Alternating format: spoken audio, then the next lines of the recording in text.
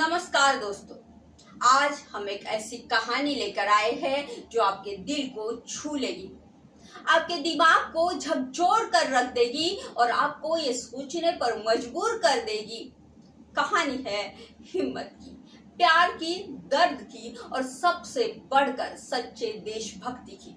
ये कहानी है हिमांशी नरवाल की, जिन्होंने अपने पति शहीद लेफ्टिनेंट विनय नरवाल को खोया और फिर भी अपने दुख को देश के लिए एकता का संदेश बनाने की हिम्मत दिखाई। लेकिन क्या हमारा समाज, हमारा देश उनकी इस हिम्मत को समझ पाया? आइए इस कहानी को शुरू से जानते हैं। 22 अप्रैल 2025 कश्मीर के पहलगाम में एक आतंकी हमला हुआ, जिसमें हमारे देश के वीर जवान लेफ्टिनेंट विनय नरवाल शहीद हो गए।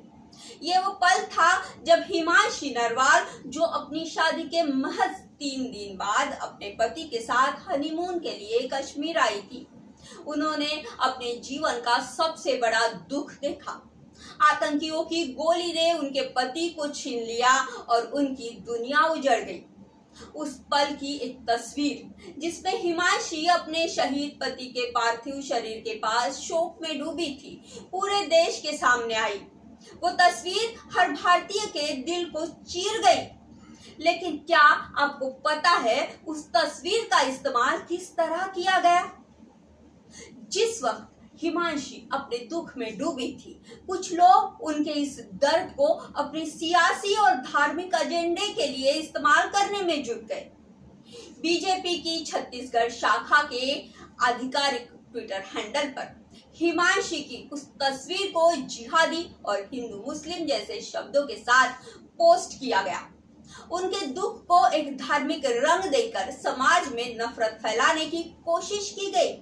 लेकिन जब हिमांशी ने खुद सामने आकर कुछ कहा, तो वही लोग जो उनके दुख को अपने फायदे के लिए भुना रहे थे, उनके खिलाफ हो गए। हिमांशी ने एक सादा लेकिन दिल से निकला संदेश दिया। उन्होंने कहा, इस हमले के बाद मुस्लिमों या कश्मीरियों को निशाना ना बनाए। हमें शांति चाहिए, हाँ, हमें इंसाफ चाहिए, लेकिन समाज में फूट ना डालें। बस इतना ही कहना था कि कुछ लोगों की सोच खुल गई।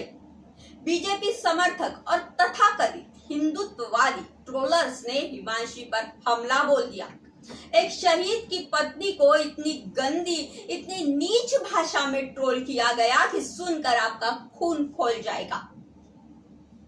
एक यूजर ने लिखा, इस औरत ने 3 दिन में अपने पति को खा लिया। दूसरे ने कहा, ये कहती है हिंदू मुस्लिम मत करो, जबकि इसके पति को हिंदू होने की वजह से मारा गया। एक और टिप्पणी थी, शहीद की पत्नी होकर ऐसी बात तुम्हें शर्म नहीं आती। कुछ ने तो हद पार करते हुए लिखा, यह औरत आतंकियों की साइड ले रही है, इसे देशद्रोही घोषित कर।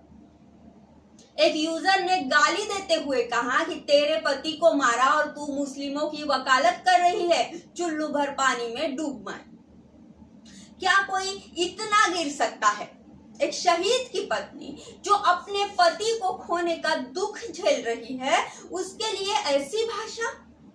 और ये ट्रोलर्स कोई आम लोग नहीं हैं, इनके पीछे एक सिस्टम है, एक ताकत है जो इन्हें बढ़ावा देती है। इनके फॉलोअर्स में बड़े बड़े बीजेपी नेता शामिल है। इतने दुख और ट्रोलिंग के बावजूद हिमांशी ने हार नहीं मानी। 1 मई 2025 को लेफ्टिनेंट विनय नरवाल के जन्मदिन पर हिमांशी ने उनके स्मृति में रक्तदान शिविर आयोजित किया और उस मौके पर उन्होंने फिर वही अपील दोहराई, हमें शांति चाहिए, हिंदू मुस्लिम या कश्मीरी को निशाना बनाना बंद करें। क्या ये सच्ची देशभक्ति नहीं है? जिस महिला ने अपने पति को देश के लिए खोया, वो आज भी देश को जोड़ने की बात कर रही है। लेकिन हमारा समाज, हमारी मीडिया क्या उनकी इस आवाज को बुलंद कर रही है? नहीं, उल्टा उनकी आवाज को दबाने की कोशिश हो रही है। दोस्तों, हिमांशी नरवाल की कहानी सिर्फ उनकी नहीं, हमारे समाज की सच्चाई है। हम उस देश में रहते हैं जहां एक शहीद की पत्नी को अपनी बात कहने के लिए ट्रोलिंग का सामना करना पड़ता है। हम उस देश में रहते हैं जहां नीरज चोपड़ा जैसे ओलंपिक हीरो को भी देशद्रोही कहा जाता है। हम उस देश में रहते हैं जहां 2001 में अपने बेटे को खोने वाली मां कविता गर्गील को भी युद्ध न करने की बात कहने पर गालियां पड़ती है। आखिर हमारी देशभक्ति की परिभाषा क्या है? क्या देशभक्ति सिर्फ नफरत फैलाने का नाम है या देश को जोड़ने का? हिमांशी नरवाल आज हर उस भारतीय का चेहरा है जो देश को जोड़ना चाहता है, जो शांति चाहता है, जो सच्ची देशभक्ति में यकीन रखता है। लेकिन उनकी आवाज को बुलंद करने की जिम्मेदारी हमारी है। इस वीडियो को ज्यादा से ज्यादा शेयर करें। कमेंट में बताएं कि आपको हिमांशी की हिम्मत और इस ट्रोलिंग के बारे में क्या लगता है। क्या हमारा समाज सचमुच इतना गिर गया है या फिर हिमांशी जैसे लोगों के साथ खड़े होकर एक बेहतर भारत बना सकते हैं? हमारे चैनल को सब्सक्राइब करें और ऐसी कहानियों को दुनिया तक पहुंचाने में हमारा साथ दें।